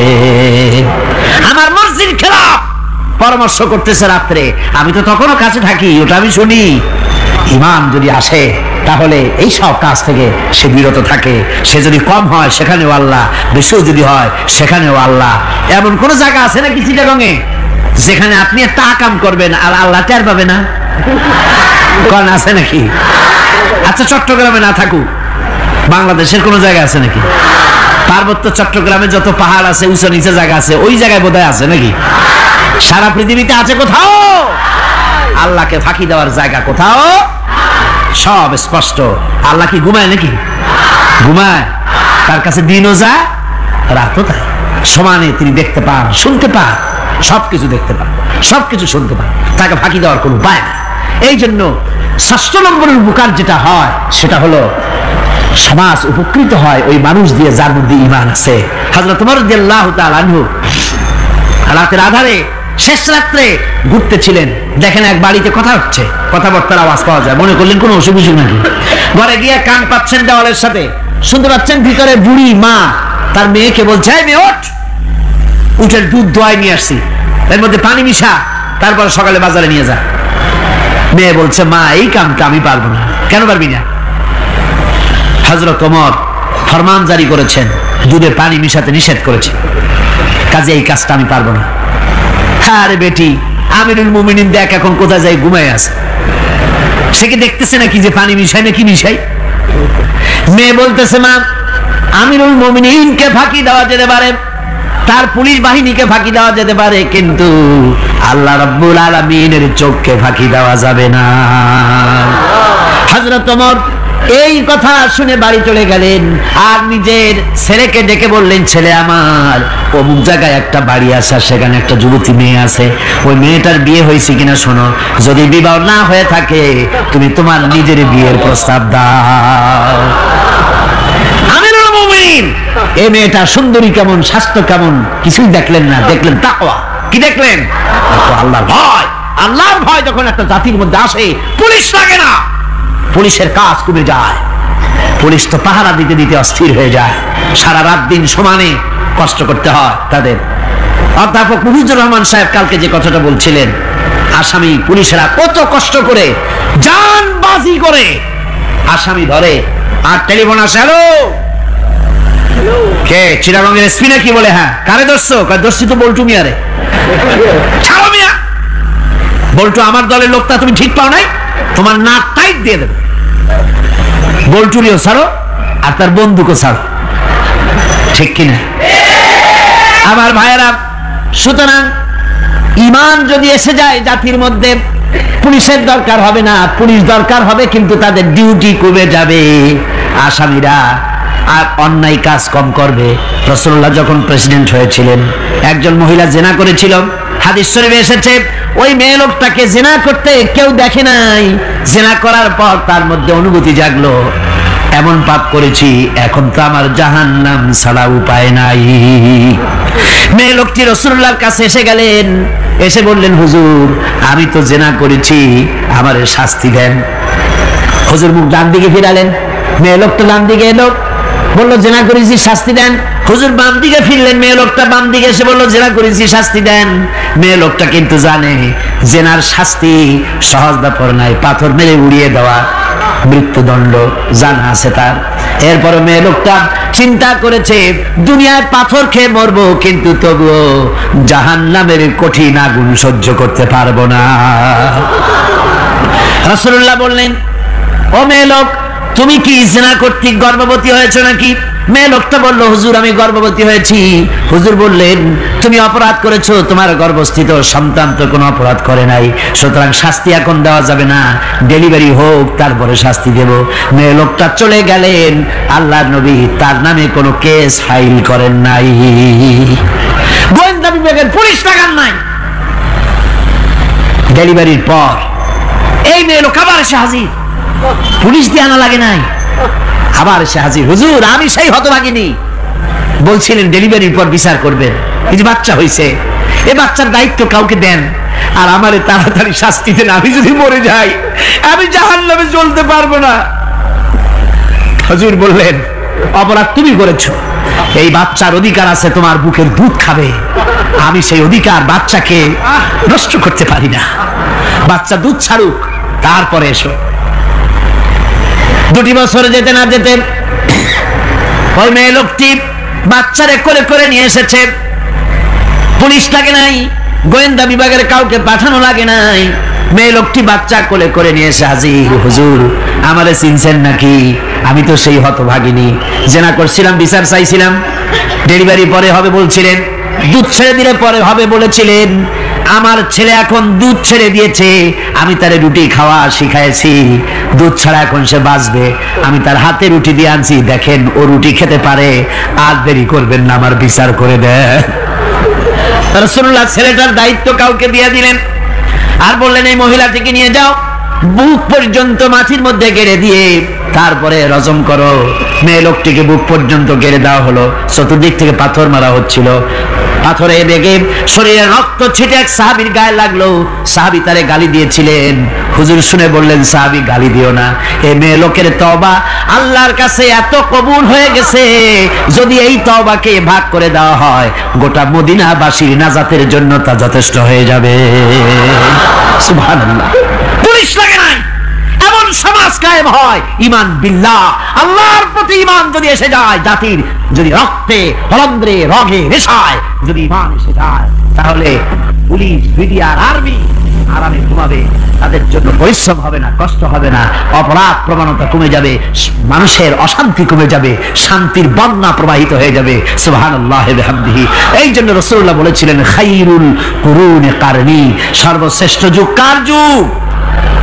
জোরে বলেন না, সর্বশ্রেষ্ঠ যুগ কার যুগ? রাসূলুল্লাহর যুগ। জোরে কোন কার যুগ? রাসূলুল্লাহর যুগ। এই জন্য আমি আপনাদের খেদমতে আরজ করতে চাই, ইসলাম এ ধরনের সীমারেখা ঠিক করে দিয়েছে, তিলকা হুদুদুল্লাহ ফালা তা'তাদুহা, এ হলো আল্লাহর সীমারেখা, এই সীমারেখাকে ভঙ্গ করো না, লঙ্ঘন করো না, আল্লাহর উপরে ঈমান পরিপূর্ণরূপে আনো এবং এই ঈমানের উপরে ভিত্তি করে নিজেদের জীবনকে পরিচালিত করো। এই ঈমান যদি জাতির ভিতরে এসে যায়, তাহলে বৈষয়িক জীবনে, দুনিয়ার জীবনে সত্যিকারের যদি শান্তি পেতে চাই, আল্লাহর উপরে ঈমান আনতে হবে। ইহকাল পরকালে যদি নাজাত পেতে চাই, আল্লাহর উপরে ঈমান আনতে হবে। আর আমরা আমাদের চিন্তা ভাবনায়, ওঠায় বসায়, চলায় ফেরায়, সর্বত্র আল্লাহর উপরে পরিপূর্ণ মাত্রায় ঈমানটা যদি এসে যায়, তাহলেই শান্তি, তাহলেই মুক্তি, গোটা সমাজ শান্তি পাবে, আমরা দুনিয়ায় আরাম পাবো, কিয়ামতে জাহান্নাম থেকে মুক্তি পাবো। জোরে কোন আমিন। প্রিয় ভাই সব, হেদায়েত একটা ভিন্ন জিনিস।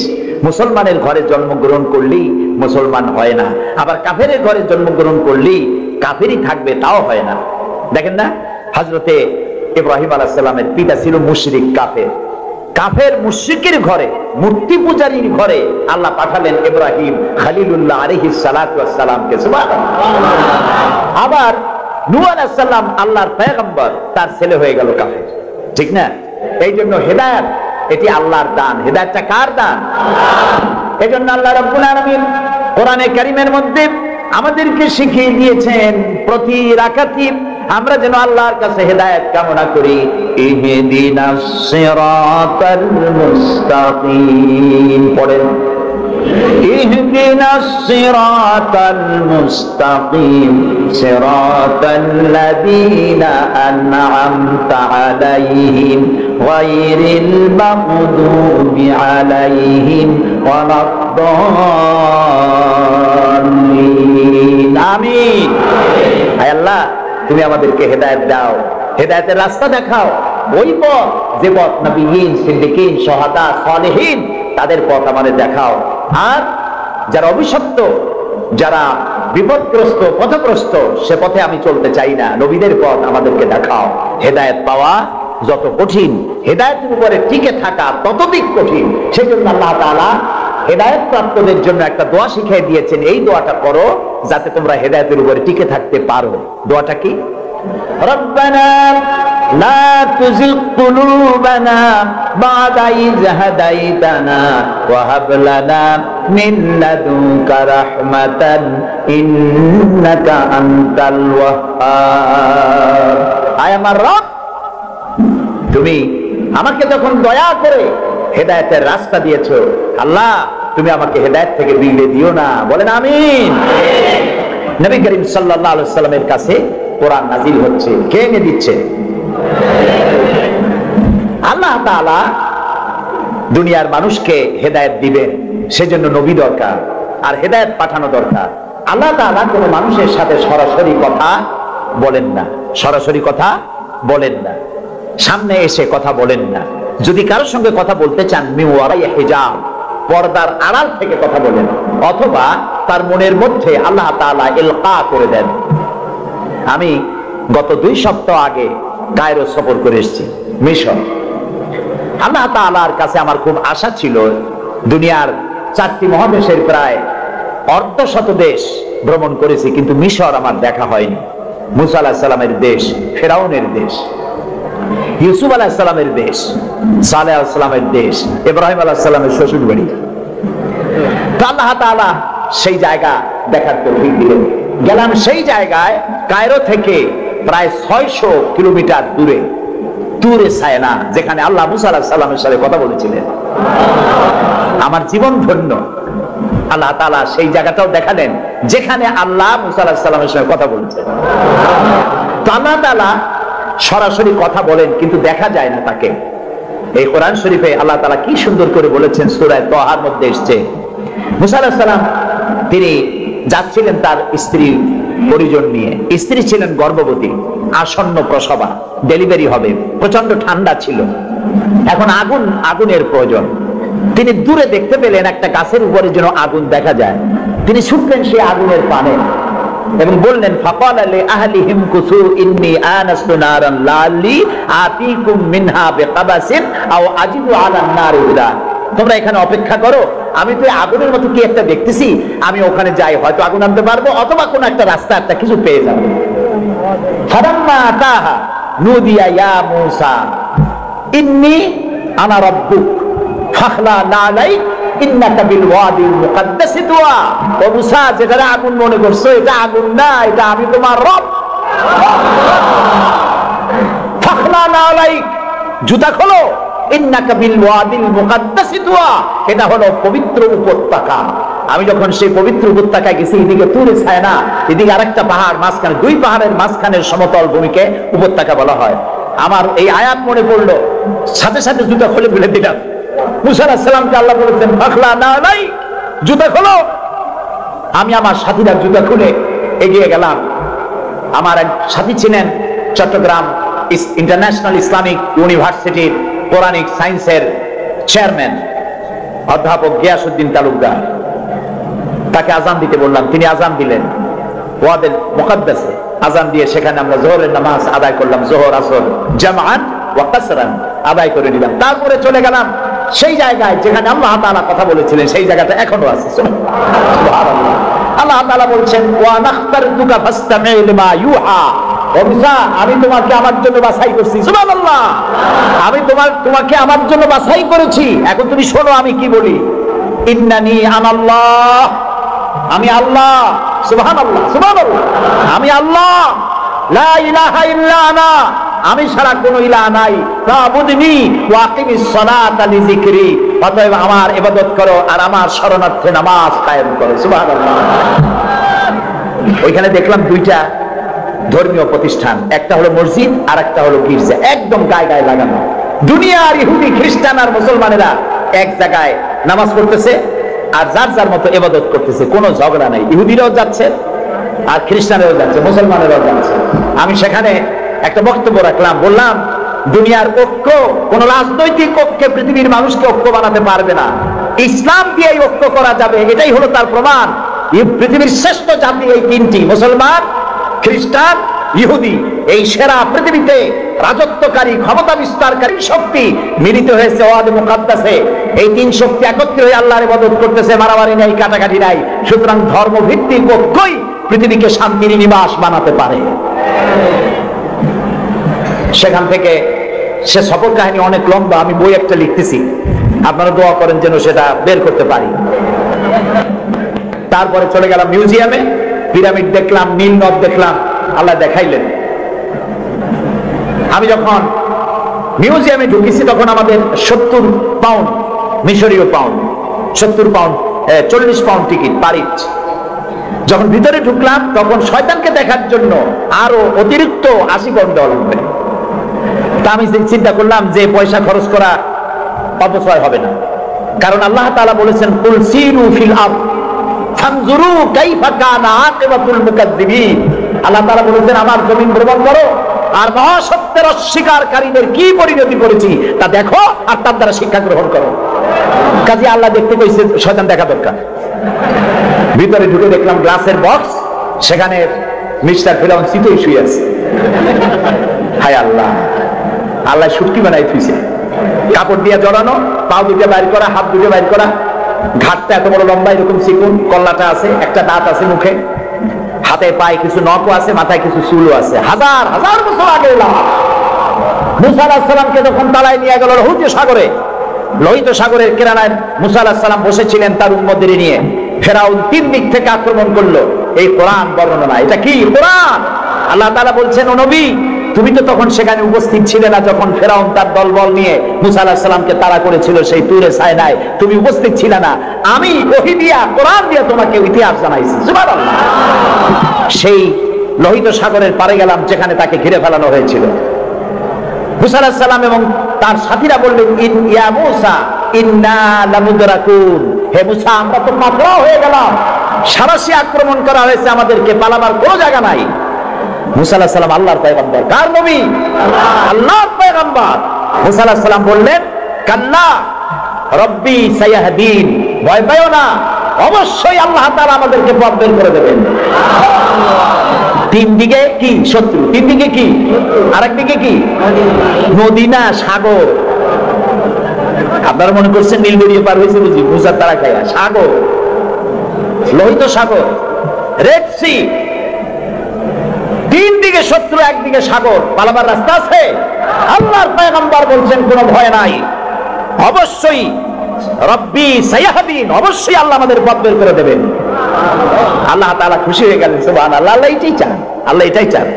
বাপে করে কি, বাপে মায় ছোট্ট বাচ্চা দাঁড়ায় তো পড়ে যায়, ওঠে তো পড়ে, এইরকমের অবস্থায় টেবিলের পাশে খাড়া করে দেয়, দূরের থেকে হাত পাতে।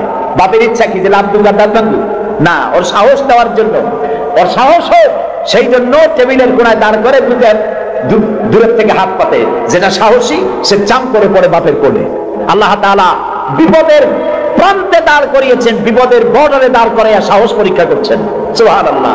মুসা আলাইহিস সালাম সাহসের পরীক্ষায় পাস করেছেন। আল্লাহ তাআলা হুকুম করলেন, তোমার আসা দিয়ে বাড়ি মারো, আঘাত দাও। আল্লাহ তাআলা সমুদ্রকে ভাগ করে দিলেন। সুবহানাল্লাহ। সমুদ্র ভাগ হয়ে গেল। এগুলি গল্প কি? কোরআন। কোরআন। সাগর ফেটে গেল। মুসা আলাইহিস সালাম আর তার দলবল নিয়ে সাগরের মাঝখানে চলে গেছেন। ফেরাউন তার দলবল নিয়ে এসে দেখে, বাহ, এ তো ভালোই রয়্যাল রোড। ও মনে করছে ওর বাজানের তৈরি করা রাস্তা। ওর সমস্ত সেনাবাহিনী নিয়ে নেমে পড়েছে। যেই না সাগরের মাঝখানে আসছে, মুসা আলাইহিস সালাম তার দলবল নিয়ে উপার চলে গেছেন। আল্লাহ হুকুম করলেন, যিনি হুকুম করেছিলেন সাগর ফেটে যা, মুসার জন্য রাস্তা বানাবে, সেই আল্লাহ বললেন সাগর রাস্তা বন্ধ করে দে। রাস্তা বন্ধ হয়ে গেল। এখন ফেরাউন আর তার দলবল পানিতে চুপনি খাইতে খাইতে সাথের লোকেরা সব শেষ। এখন ফেরাউন একা সমুদ্রের ঢেউতে ডুবে আর ওঠে, পানি খেতে খেতে পেটটা পুলকা মাছের মতো মোটা হয়ে গেছে। দেখে যে জান আর থেকে না, নাক দিয়েও পানি পড়ে, কান দিয়েও পানি পড়ে। এখন বলছে আমানতু না না না, হাফেজ নাই? হ্যাঁ, আমানাত বিহি বানু ইসরাঈল, ঈমান আনলাম সেই আল্লাহর উপরে যে আল্লাহর উপর ঈমান আনছে বনি ইসরাঈলেরা, তার উপর ঈমান আনলাম। আল্লাহ তাআলা বললেন, আল আন, এখন, ওয়াকাদ আসাইতা ক্বাবলু ওয়া কুনতা মিনাল মুফসিদিন। ও বলল, আনা মিনাল মুসলিমিন। আল্লাহ, আমি তো কলেমা বললাম আর তো মুসলমান হইলাম, এখনো যুবক। আল্লাহ কয়, এখন ওয়াকাদ আসাইতা ক্বাবলু, এর আগে তুমি আমার সাথে বিরোধিতা করেছো, বিদ্রোহ করেছো, আমার মানুষের উপর অত্যাচার করেছো। ওয়া কুনতা মিনাল মুফসিদিন, আর তুমি হচ্ছ সন্ত্রাসীর একজন বড় সন্ত্রাসী, বিপর্যয় সৃষ্টিকারী। শোনো ফেরাউন, আজকে আমি তোমারে শুধু মারবই না, আমি তোমাকে মৃত্যু দেব। আর তোমার আলিয়াউমা নুনাজ্জিকা বিবাদানিক, আমি তোমার শরীরকে হেফাজত করব। তোমার শরীর পানিতে পচবে না, পোকা মাকড়ে, জলচর প্রাণী, স্থলচর প্রাণী কেউ খাবে না, মাটিতেও তুই পচবি না, তোরে শুটকি বানায় রাখবো কিয়ামত পর্যন্ত। সেই আল্লাহ আছে না নাই? আছে না নাই? ওই আল্লাহ তাআলা মুশেরে শুটকি বানাইতে পারবে না? সুবহানাল্লাহ বলো। আল্লাহর সাথে যারা নাফরমানি করবে, আর এই নাফরমানদেরকে যারা কলম দিয়া লিখে, বক্তৃতা করে, রাজনীতি দিয়া যারা আল্লাহর নাফরমানদেরকে সাহায্য করবে, নমরুদের মতো, ফেরাউনের মতো আল্লাহ চুমাইয়া দুনিয়া থেকে জুতা মেরে বিদায় করে দেবেন। আল্লাহ রাব্বুল আলামিন বলেন, ওয়ালাকাদ ইয়াসসারনাল কুরআনা লিযিকরি ফাহাল মিন মুদ্দাকির। আল্লাহ তাআলা বলেন, কোরআনকে মুখস্থ করার জন্য আমি বান্দার কাছে, মানুষের কাছে বোঝার জন্য আর মুখস্থ করার জন্য আমি আল্লাহ সহজ করে দিয়েছি। আল্লাহ যদি সহজ না করতেন, এই কোরআন আমরা মুখস্থ করতে পারতাম না। নবী করিম সাল্লাল্লাহু আলাইহি ওয়াসাল্লাম এই কোরআন দিয়ে মদিনায় ইসলামী রাষ্ট্র কায়েম করলেন। সুবহানাল্লাহ বলেন। আমি কোরআন শরীফ তাবিজ লেখার জন্য আসে নাই। যারা তাবিজ লেখেন, আমি বিনয়ের সাথে তাদেরকে এই কথাটা বলবো, আপনারা কোরআন দিয়া তাবিজ লিখা ইসলামের কোনো উপকার করেন নাই, ক্ষতি করছেন। আমি একটু ব্যাখ্যা দিয়ে বলি, তাহলে বুঝতে সুবিধা হবে। তাবিজ দিয়া লেখা কি ক্ষতিটা করলেন? ক্ষতি করছেন এই, সাধারণ মুসলমানেরা আপনাদের কাছে, হুজুরদের কাছে মামলা মোকদ্দমার বিষয় জানার জন্য আসে না। সংঘর্ষ বেঁধেছে, মীমাংসা হবে কেমন, এই জন্য আসে না। স্কুল, কলেজ, মাদ্রাসা অথবা অন্য কিছু তৈরি করবে ইত্যাদির জন্য আপনার কাছে জানতে আসে না। আপনার কাছে আসে, ছেলে বিয়ে করছে, বহুত দিন হয়েছে, বাচ্চা হয় না, তারপরে পেটন শোক হয়েছে, মাথায় যন্ত্রণা, গরু হারাই গেছে, খুঁজে পাওয়া যায় না, গরু জেনে ধরছে, মেয়েকে ভূতে ধরছে, এই সব কালো জিরে পড়া, তেল পড়া, পানি পড়া, আর কালো সুতোয় গিরা দেওয়া, এই সব কাজেই আপনার কাছে আসতেছে। কেন? আপনি বুঝাইছেন যে এখানে আসলে তাবিজ দেওয়া যায়, ঝাড়ফুঁক করা যায়, দোয়া দুরূদ করা যায়, সেই জন্য বড় কাজ হইয়া এই কাজে আপনার কাছে আসতেছেন। অথচ বিশ্বাস করুন, রাসূলুল্লাহ কোরআন দিয়া তাবিজ লেখেন নাই, সাহাবায়ে কেরামও করেন নাই। একজন সাহাবীও তাবিজ লিখেছেন এর দলিল যদি কারো জানা থাকে, মেহেরবানি করে আমাকে জানাবেন, আমি আপনার কাছে শিখব। ঝাড়ফুঁক করেছেন রাসূলুল্লাহ নিজেও, ঝাড়ফুঁক করেছেন সাহাবায়ে কেরাম, কিন্তু তাবিজ লেখেন নাই। তাবিজ লিখে মানুষকে বোঝানো হয়েছে এটা তাবিজের কিতাব, কিন্তু তা নয়, এটা সংবিধান। সুবহানাল্লাহ। এটা কনস্টিটিউশন। এর মধ্যে অর্থনীতি, সমাজনীতি, রাজনীতি, ইতিহাস, ভূগোল কি নাই, কোরআনের মধ্যে সব আছে। সুবহানাল্লাহ। মুহাম্মদ রাসূলুল্লাহ, সবাই বলেন সাল্লাল্লাহু আলাইহি ওয়াসাল্লাম, তিনি মক্কি জিন্দেগিতে লোক তৈরি করলেন। আবু বকর, ওমর, ওসমান, আলী রিদওয়ানুল্লাহি তাআলা আলাইহিম আজমাইন, এই জাতীয় লোক তৈরি হয়ে গেল। কেন তৈরি হলো? দেখেন আল্লাহ কি বলেন। আল্লাহ রাব্বুল আলামিন বলেন, হুয়াল্লাযী আরসালা রাসূলাহু বিল হুদা ওয়া দীনিল হক লিইয়ুযহিরাহু আলাদ দীনি কুল্লি ওয়া কাফা বিল্লাহি শাহীদা। আমি আমার রাসূলকে প্রেরণ করেছি পৃথিবীতে, তিনি আল্লাহ যিনি তার রাসূলকে পৃথিবীতে প্রেরণ করেছেন এই জন্য দ্বীনে হক আর সত্যের বিধান সহকারে পাঠিয়েছেন, যাতে করে পৃথিবীর মানব গোষ্ঠীর উপরে আল্লাহর আইনকে তিনি বিজয়ী করে দিতে পারেন। পৃথিবীতে কার আইন চালু হবে? বলেন সবে জোরে, আল্লাহর আইন। আল্লাহর আইন যতদিন ছিল, শান্তিও ততদিন ছিল। নবী করিম সাল্লাল্লাহু আলাইহি ওয়াসাল্লাম মদিনায় গেলেন। মদিনায় গিয়ে তিনি কি হয়েছিলেন কন্ত? রাষ্ট্রপ্রধান। বলেন না কি হলেন? রাষ্ট্রপ্রধান, প্রেসিডেন্ট হলেন, রাষ্ট্রপতি হলেন। তার সংবিধান কি ছিল? কোরআন। এটা আইনের কিতাব। আপনি পড়ে দেখেন। আমি অনুরোধ করব, সাংবাদিক হন, সাহিত্যিক হন, কবি হন, আর ঔপন্যাসিক হন, রাজনীতিবিদ হন, আর ব্যবসায়ী হন, যে কোনো ব্যক্তি হন, কোরআনটারে বুঝুন। কোরআন তাবিজের কিতাব নয়। চুরি করলে, ডাকাতি করলে, জেনা করলে, ব্যভিচার করলে কি শাস্তি হবে, জুডিশিয়াল ল, ফৌজদারি দণ্ডবিধি কোরআনে আছে না নাই? এই যে সন্ত্রাস ছড়িয়ে পড়ছে সারা পৃথিবী, এই সন্ত্রাসীদের শাস্তি কি হওয়া উচিত তা কি কোরআনে আছে? আছে। সূরা মায়েদার মধ্যে আল্লাহ পরিষ্কার করে সন্ত্রাসীদের শাস্তি কি হবে তার মধ্যে পরিষ্কার করে বলে দিয়েছেন। আপনি আমি মরে গেলে পরে আপনার আমার পরিত্যক্ত সম্পত্তি কে কতটুকুন পাবে তা ভাগ করে কোরআনে বলা আছে? বলা আছে। এমন কোন জিনিস নাই যা কোরআনে কারীমের মধ্যে আল্লাহ তাআলা স্পষ্ট করে ঘোষণা করেন নাই। আল্লাহ বলেছেন তিবিয়ানান লিকুল্লি শাই, সব কিছুকে খুলে খুলে আমি কোরআনের মধ্যে বলে দিয়েছি। বলেন সুবহানাল্লাহ। প্রিয় ভাই, সব কোরআন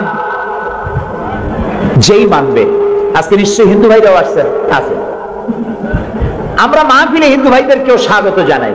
কেন জানাই জানেন? কোরআন শরীফ শুধু মুসলমানদের জন্য নয়। আল্লাহ কি শুধু মুসলমানদের? বলেন আপনারা, আল্লাহ কিন্তু মুসলমানদের। আল্লাহ হচ্ছেন রব্বুল আলামিন, সকলের আল্লাহ। তো যিনি সকলের আল্লাহ, তার কোরআন হবে কি শুধু মুসলমানদের? কোরআন শরীফের শুরুতেই এর মাঝে আল্লাহ বলে দিয়েছেন হুদাল লিন্নাস, হুদাল লিন্নাস, হাযা বায়ানুল লিন্নাস। এটা গোটা বিশ্বের সমগ্র মানব মণ্ডলীর জন্য হেদায়েতের গ্রন্থ কোরআন। এই জন্য আমি যখন ইউরোপ আমেরিকায় যখন বক্তৃতা করি, তখন ইউরোপ আমেরিকায় বক্তব্য শোনার জন্য মাল্টি ন্যাশনাল পিপল আমার সামনে থাকে। খ্রিস্টান থাকে, ইহুদি থাকে, মুসলমান থাকে, হিন্দু থাকে। আমি আমার আলোচনায় বলি, আপনাদের মুসলমান হওয়ার দরকার নাই, কারণ আমার যে মুসলমান আছে তাই আমি সামলাইতে পারতেছি না। মুসলমান হওয়ার দরকার নেই, শুধুমাত্র কোরআনের বিধান মানেন, কোরআনের আইনটা যদি মানেন আপনারা শান্তি পাবেন। মুসলমান হওয়ার দরকার নেই, কোরআনের আইন মানেন, শান্তি পাবেন। কয় কিরকম? আমি বলি দেখেন, সুদ, সুদ হালাল না হারাম? এই সুদ দিয়ে মানুষ শোষিত হয় না উপকৃত হয়? শোষিত হয়। কারা শোষিত হয়? গরিবরা। কারা শোষিত হয়? গরিবেরা। দেখেন আল্লাহ যা বানায়, শয়তান তার উল্টো একটা বানায়। আল্লাহ বানিয়েছেন জাকাত ভিত্তিক অর্থ ব্যবস্থা। জাকাত হলো ধনীদের কাছ থেকে নাও, গরিবদের দাও। আর সুদ হলো এর উল্টা, গরিবদের কাছ থেকে নাও, ধনীদের দাও। এটা হলো শয়তানের বানানো। এখন ব্যাংকের থেকে সুদ নেয় গরিবেরা, নিয়ে সার কিনলো, বীজ কিনলো, হালের বলদ কিনলো, জমিন চাষ করলো, ফসল বুনলো, কিন্তু অনাবৃষ্টি অতিবৃষ্টির কারণে ফসল হলো না। ব্যাংকের সুদ মাফ হবে? হবে না। সুদ চাপ সৃষ্টি করা হবে দেওয়ার জন্য। যদি না দেয় তাহলে বাকি হালের বলদ গাছা লাগবে, বইয়ের সোনার শেষ চুরি গাছা, ভিটে বাড়ি বিক্রি করে ব্যাংকের সুদ পরিশোধ করতে হবে। ব্যাংকে টাকা রাখছিল কারা? বুঝেন না কেন? কারা রাখছিল?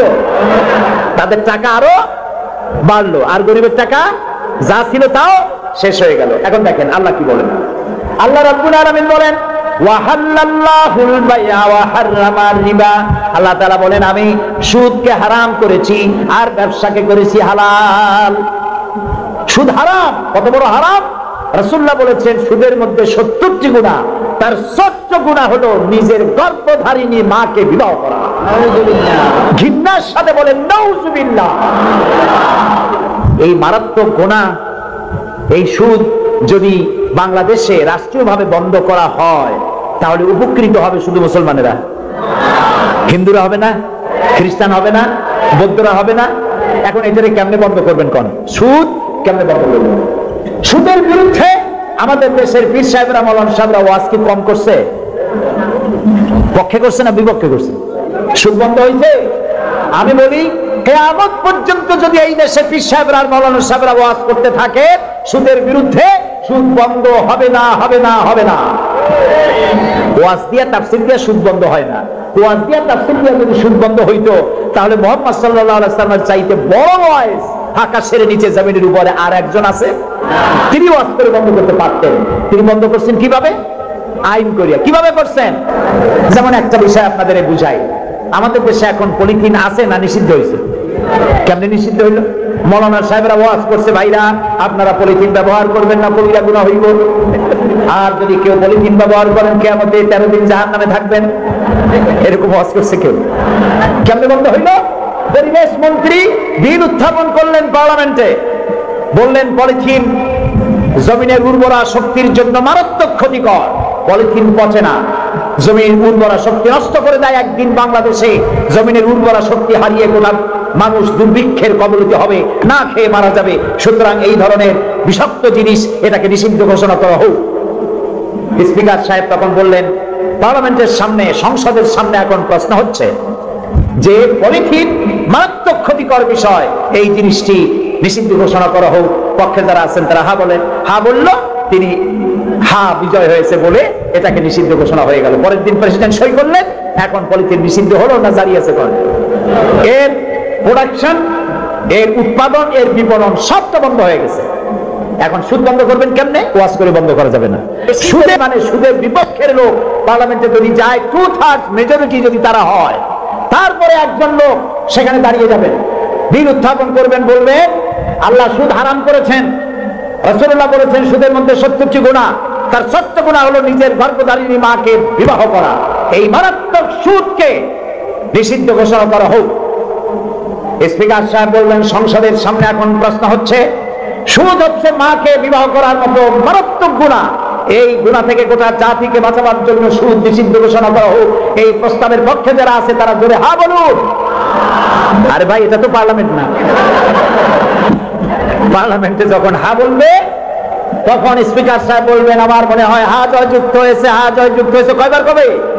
3 বার।